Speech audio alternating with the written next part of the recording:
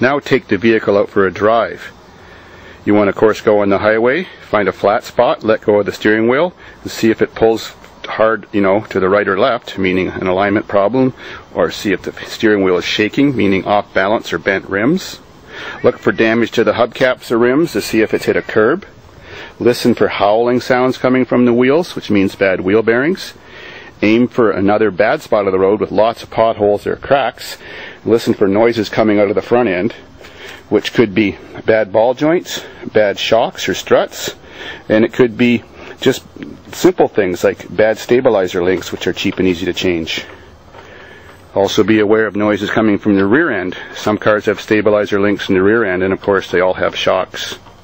Accelerate hard and see that the motor is still running smooth and not starting to misfire. Get a good feel of how the transmission's shifting. Make sure there's no clunks when you put it in drive or reverse, or no funny shifting sounds or patterns when you're driving. No slippage feelings. No whining sounds coming from the transmission. If the engine's kind of boggy and doesn't want to accelerate, the catalytic converter could be clogging up. If it's front wheel drive, take it slowly around some sharp corners with the steering turned all the way in either direction, and listen for clicking sounds coming from the CV joints. If they're clicking, they can't be repaired, they have to be replaced. Do medium speed, gentle turns in each direction, and listen for humming noises coming from the front wheels. That'll also tell you that your wheel bearings are getting close to going bad, because sometimes they don't always hum in a straight line. Check the lights in the dashboard, that your airbag light's not on, your engine light's not on, and your ABS brake light's not on, of course, and check the oil pressure if it has those particular gauges, and temperature while you're driving. Well, now if you like the vehicle, hopefully you've done your research on that model of vehicle and you know how much it's worth, or how much it should be worth, and start to do your dealing with the person and try to work out a price that you think is reasonable.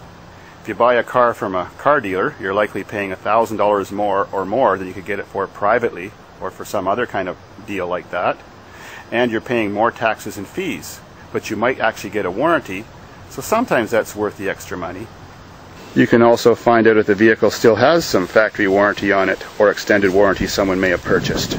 It's not really that important that it was a one-owner vehicle. The one advantage of having more than one owner is that every time it changed hands, the new owner usually got more stuff fixed on it.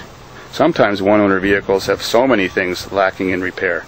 If you search sites on the internet, you can find out what kind of problems that particular vehicle could have, like a history of intake manifold gaskets or head gaskets, air conditioning leaks, whether the transmissions have a tendency to go bad in those vehicles.